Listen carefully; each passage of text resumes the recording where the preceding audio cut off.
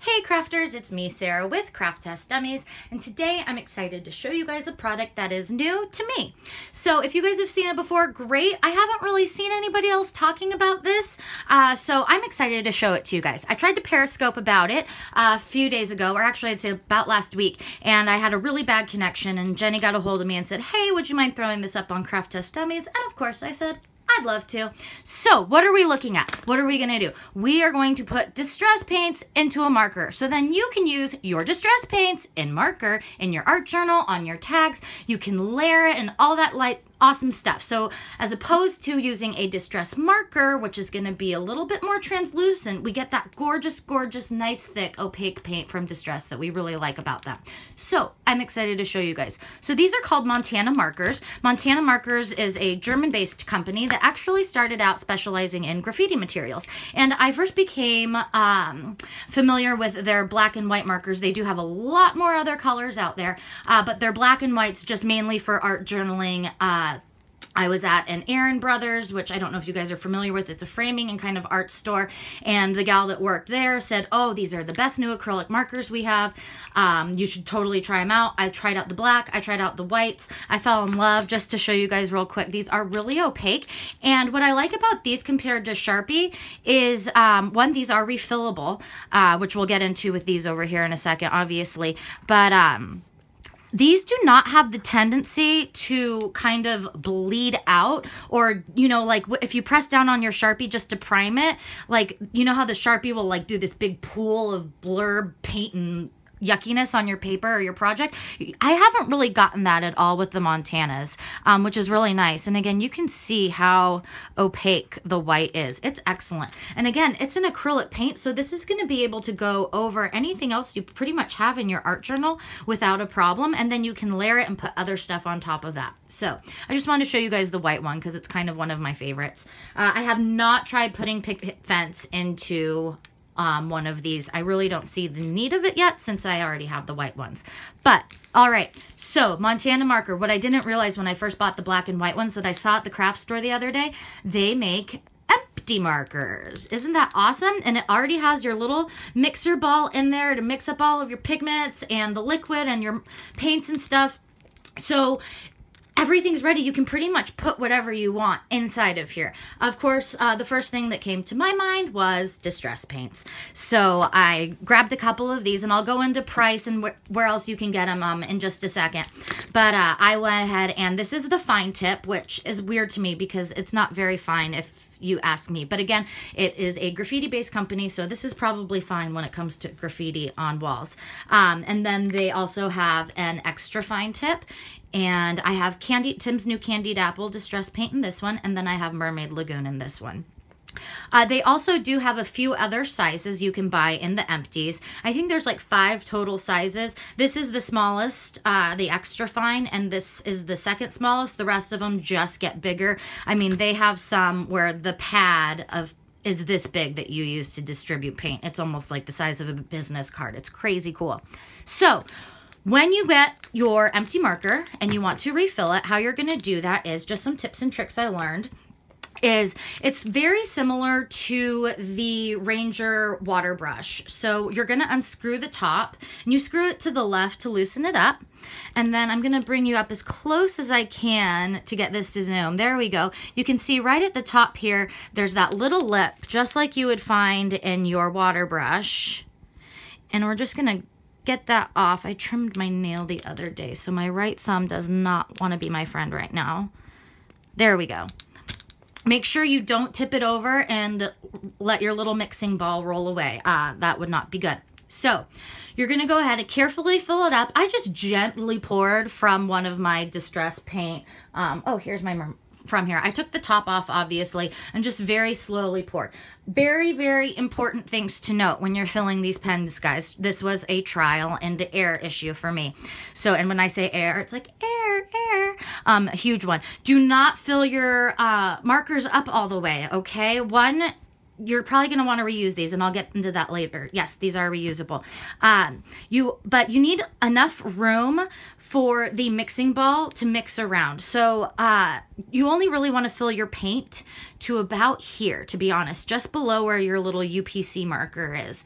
And then you want to add a few spritzes of water to dilute your paints. I know distress paints are already very, very viscous, very fluid, but you want to, again, water it down a little bit from your water spritzer, just because during the review process and trial and error, I did open up one of the Montana markers that already had some of their paint in it, and it almost seemed like a re-inker. It's even more fluid than, it's almost like water, to be honest, but a little bit thicker than water, and it's very, very opaque. So they have some kind of magical paint inside of this. I don't know what it is, but again, when you're filling with distress paints, only fill up a little bit of the ways, then add some water, and that's really going to allow that mixing ball to go back and forth inside. All right, so let's see these in action, right? One of the big things, yes, you really need to mix these guys up. It's paint, you guys. The pigments and the powders and stuff really settle down into these. So you want to make sure that you shake, shake, shake really well. All right, also, since this is a paint, when you paint, you don't really like, maybe you do, but you don't really like want to swipe your brush because you get kind of more of a swishy looking pattern. If you want the opaque look, first you're going to want to set it down and prime your paint. Oops, just a little bit there. But you're going to want to work just a little bit slower than you would with like a traditional marker. All right, that's just going to allow the paint to flow out of the marker a little bit easier, and you're going to get more of a uniform look. If I go fast, you can see it doesn't really, I'm not getting the coverage that I would want, or maybe, or what I would want exactly. So if you want something different, you go for it. All right, let's go take a look at the fine tip, or extra fine tip now. This is the fine, extra fine. So I'm gonna go ahead and shake this one up. If you guys can or can't hear, I added way too much paint to this guy, and it's hard for my little ball to get moving around in there. I'm just going to go ahead and hold it down for 1 or 2 seconds just to kind of get that paint back down to the tip. And again, you're going to want to move a little bit slower, just so you allow that paint to flow and distribute evenly onto your project. And then just for fun, I wanted to show you guys how these looked on black as well. So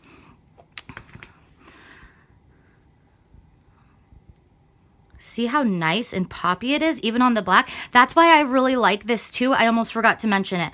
With Diane, she has her new Dilutions Black Art Journal out. So how awesome would it be to have opaque markers with your favorite distress colors? And no, I have not tried putting Dilutions paints into these yet, but for that Black Art Journal, I think that would just be awesome. And if you're asking me, or I know you guys probably just thought in your head, hey, what about Diane's new markers? I'm really, really hoping to get my hands on those. They're available. They're brand new from Ranger, Diane Reevely's Dilution markers. She's got out her white and her black right now.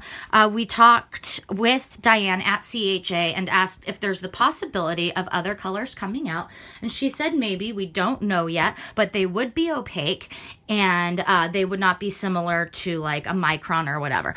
Like I said, I'm hoping to get to test those out for Craft Dust Dummies and show you guys the new Dilutions markers. But from what I could tell at Ranger, they're very similar to these graphic paint markers by Derwent. These are also really, really good. And I know Tammy Tutterow, if you're familiar with her work, she's a huge fan of these. Again, it's another acrylic paint marker pen, but you don't have the option to fill it with your own colors or anything like that, like you do with the Montana markers. All right, so now you guys have seen them work.